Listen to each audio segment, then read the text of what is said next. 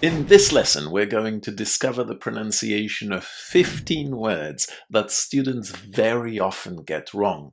These are super useful words, especially if you are an intermediate, upper intermediate, or an advanced student.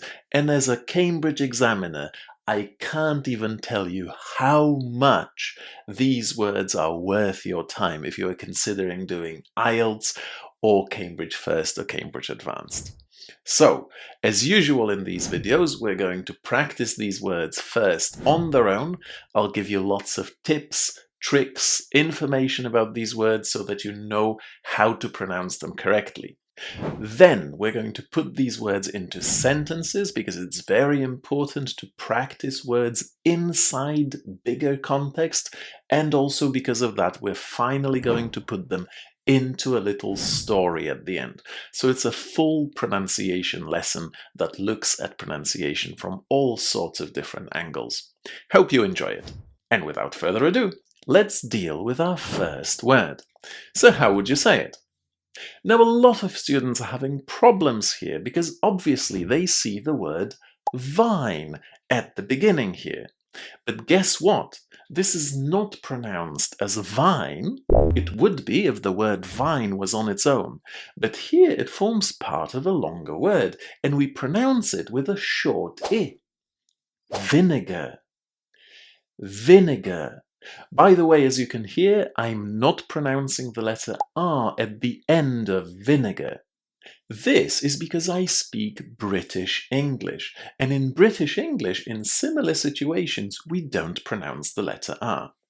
However, if your objective is to speak international English, good, nice international English, you should definitely say the letter R. There is nothing wrong with that. The only thing you have to remember is to make the letter R sound like the English R. There's a problem here, because in many languages the letter R is pronounced as R, and when you pronounce it as R, your tongue is kind of hitting the roof of your mouth constantly. R.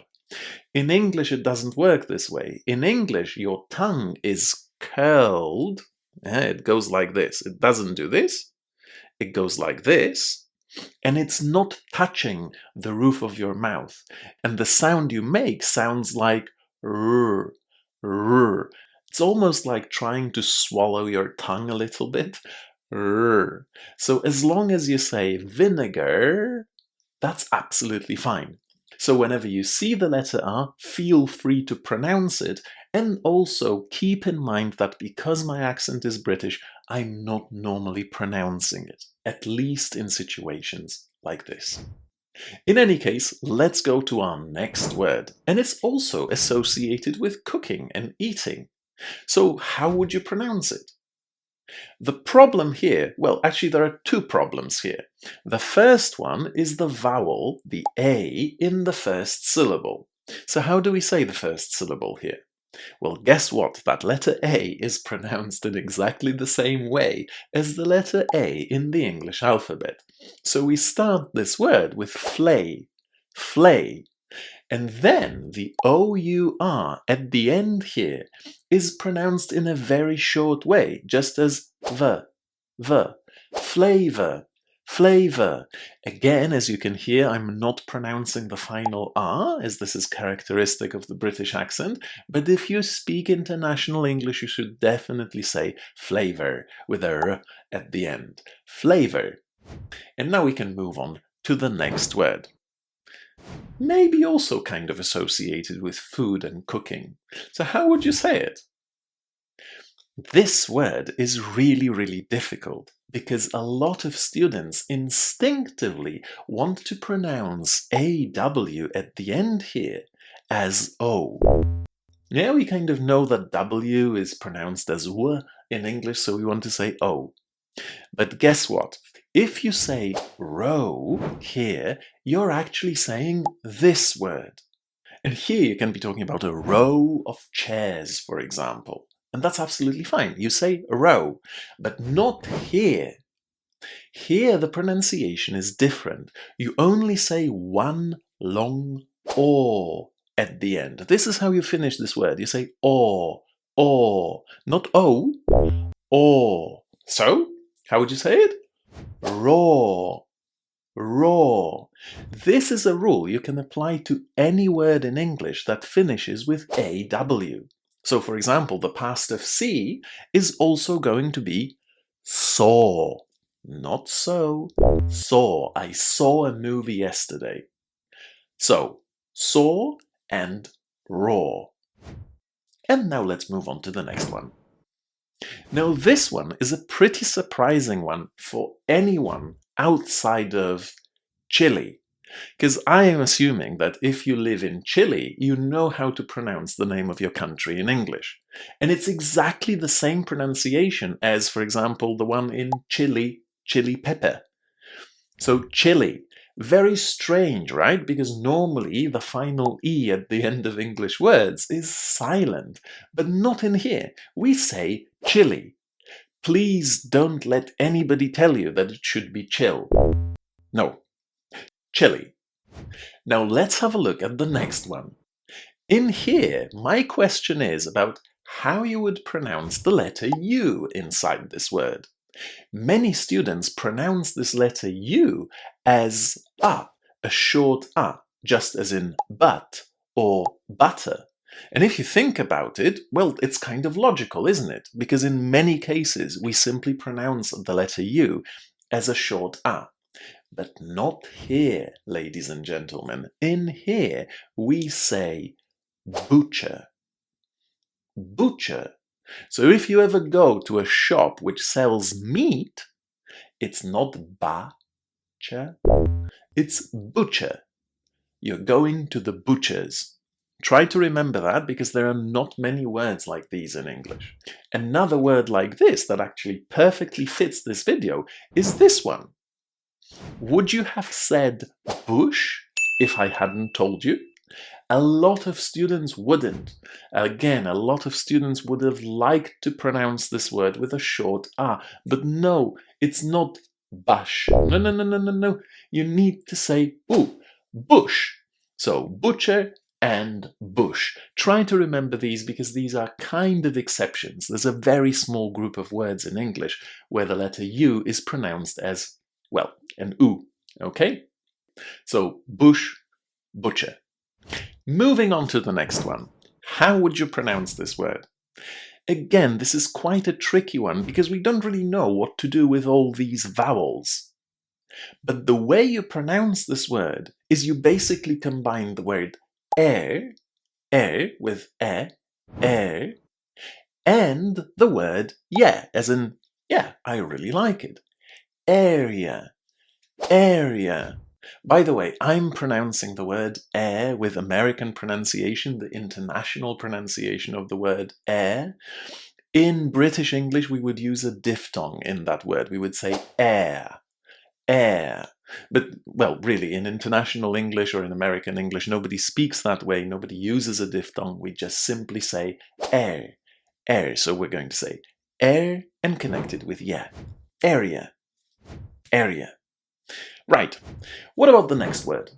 How would you say it? This is a tricky one, and it's mainly because it's got that E at the end. So we've got two words which are kind of similar. One without the E and one with the E. The one without the E is a noun, and it has a short E inside. Breath. The other one, the one with the E, the one we're studying here, is actually very different. It's pronounced with a long E inside, and pay attention to how I pronounce TH at the end. Breathe. So, not only is there a long E inside this word, but also the letters TH in that ending are pronounced in a voiced way, exactly in the same way to how we pronounce TH in the word this or though. Breathe. And if you remember, in breath, it was a voiceless TH, the way we would say TH in, say, for example, think, breath. But if it's a verb, it's breathe, long E and a V at the end. So breathe deeply, stay calm, and let's continue this pronunciation class. Let's have a look at another word now. Oh, this one is one of my favorite ones because this is a word that probably gets mispronounced like 99.9% of cases. Students of English can't say it correctly, but I'm going to teach you a way to do it. This word is basically a combination of two words. I'm going to ask you to say them separately. So say this one. How would you say it? It's cure, isn't it? Cure. And then this one? Yes, right? Very, very simple. Now connect them. Curious. Curious. When you say curious, you need to connect cure and yes. The yes is a little bit shorter than the normal standard yes. Okay, so it's yes, yes, very, very short. Curious, that's all there is to this word. Okay, so it's not so difficult to say. All you need to do is to connect cure and yes. Curious. And I've got another one that follows a very, very similar pattern, and it's this one. How would you say it? Again, here lots of students are having problems, but just as the ending in curious, this ending, OUS, in here, is also going to be pronounced as yes. Okay, so various, various, various. These two words are really important because if you mispronounce them, your English sounds horrible. So try to remember to say various and curious. And now, since we're talking about various, let's also do another adjective which is based on this word. And the one we're going to talk about is varied. Varied. Did you hear how I pronounced the ed ending at the end of this word? Did I add an extra syllable here? No, I didn't. This is what normally happens to ed endings. We don't add any extra syllables unless there is a t or a d in front of the ed ending. But this verb comes from the word vary, and vary doesn't have a t or d at the end. It finishes with an e. Because of that, we're not going to add any extra syllables when we attach the ed to it. We're just going to say vary, the infinitive, and add d. Varied. Varied. Let's have a look at another problem word. Now this one is interesting because of the pronunciation of the letters OU inside. Now OU can be pronounced in a variety, I think as many as 9 different ways in English. But OU inside here is pronounced as ow, in exactly the same way as you would start the way out or outside. Sour. Sour. Again, as you can probably hear, I'm not pronouncing that final R, but that's only 2% of native English speakers, so do feel free to say sour. Sour. Okay, we've got 3 more words to go, and the first one we're going to focus on is approach. Approach. This time, the problem for a lot of students is how to pronounce the vowels in the ending. OA can be pronounced in different ways, but in here we pronounce it as, did you hear what I said? O, approach, approach. This is an especially tricky word if your mother tongue is Spanish, Italian, or French. You need to say O here. Yeah, connect the O and U together and say O, just as in go or no. Approach. 2 more words to go. Now this one is another brilliant word. It's a trap, and a lot of students are pronouncing it incorrectly. But again, let me teach you a little trick to pronounce words that come from, how would you say this word? Create, right? So yeah, let me tell you a little trick about words that come from create. Well, any word that comes from create is pronounced with crie at the beginning. And that's the problem for a lot of students. Many students simply don't know that. So it's create, and in here the adjective would be creative. If you want to make a noun out of it, you'll say creativity. And if you want to make another noun referring to an object, you would say creation. So each word here starts in the same way. It's create. So as long as you remember how to say create, you can also say creative, creativity, and creation. And finally, the last word on our list today is... Please say it right. Where would you put the stress here? The first or the second syllable?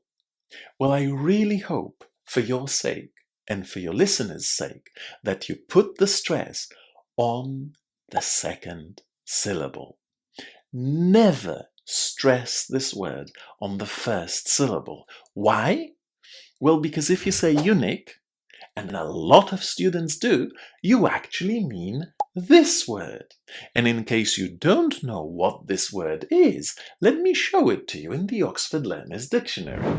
So have a look at the definition of unique. That's right. So you definitely didn't want to say that you had a unique experience, right? No, you wanted to say unique experience. A very strong stress on the second syllable, and then you are safe. Unique. By the way, do you know what happens when you check the pronunciation of unique on Google? Listen. Unique. Unique. Oh my God. If you need to check how a word is pronounced in English, please, please, please go to an online dictionary, a respectable dictionary like the Oxford Learners one, or a Longman one, or Cambridge, or Webster. It doesn't matter. Don't use Google to tell you how to pronounce things, because it makes mistakes. That's why you shouldn't actually be using AI to learn English, because it's crap. In any case, let's check how many of the words we have studied today you can remember now. I'm going to show you each word first, give you a few seconds to think or to try to remember how to say it, and then you'll be able to listen to me and repeat it. Let's start. Vinegar. Flavour. Chile. Raw. Butcher. Bush. Curious. Various. Varied. Approach. Area. Breathe. Sour. Creative. Unique. Well done. Let's now practice these words inside sentences. Again, I'm going to show you each sentence before I say it and give you a couple of moments to think about how to pronounce it. Then later you will listen and check. Let's have a look at the first sentence. The flavor of vinegar is really sharp and sour.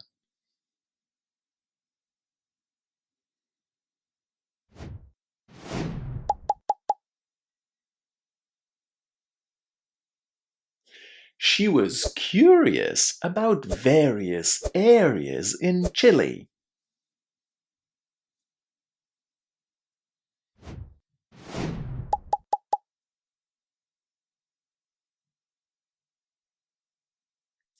I love to breathe in the smell of bushes in that area.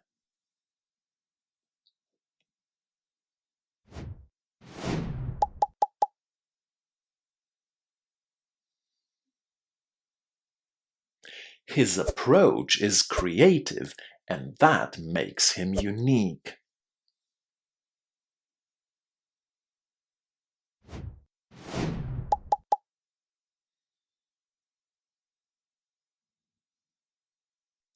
As a butcher, I use varied raw cuts to make my burgers.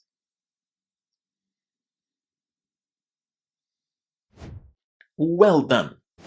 Now, before we move on to the final part of this lesson, I wanted to let you know that if you'd really like to improve your pronunciation, you should consider joining my online learning community, Your English Upgrade.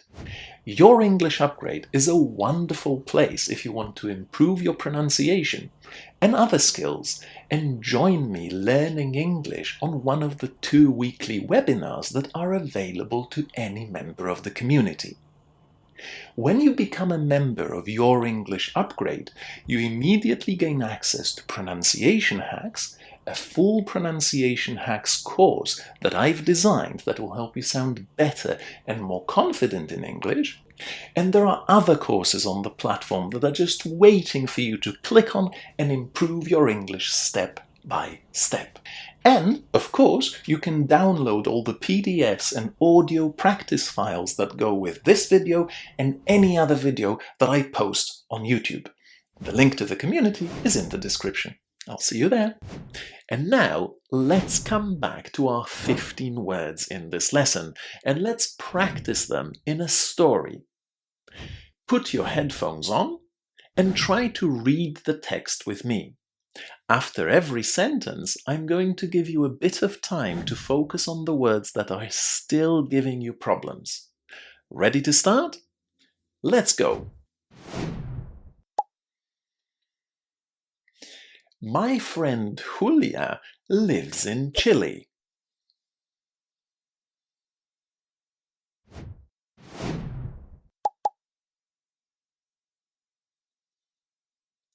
She works as a butcher in an area known for its rich cooking traditions.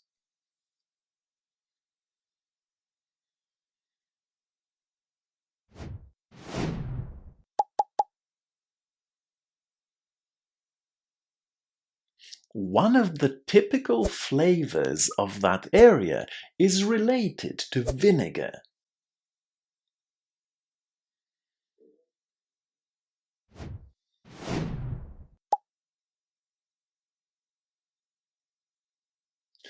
People make it from the fruit of a bush which only grows where my friend lives.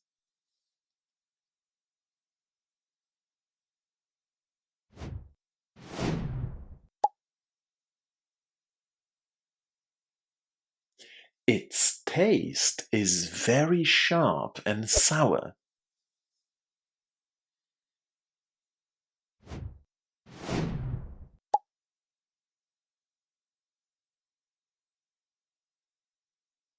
It's so strong, in fact, that when I first tried a little spoon, I couldn't breathe for a few moments.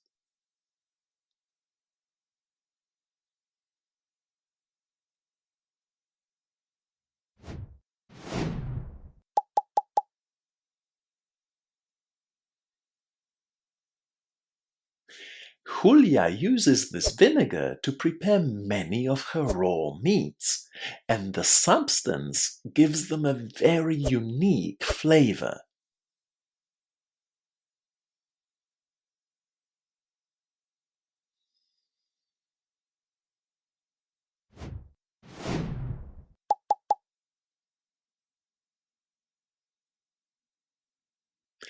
Julia is always very curious about connecting various flavors and creating new ones.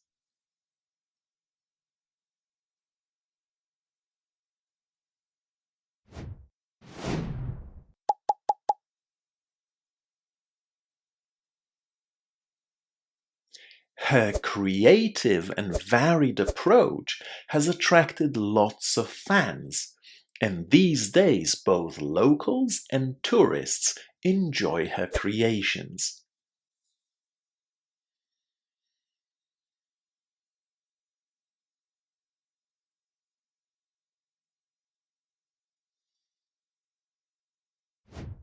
Well done! Now, this wasn't an easy text to read in terms of pronunciation, but I hope you were definitely more confident than you would have been before studying the words in this video.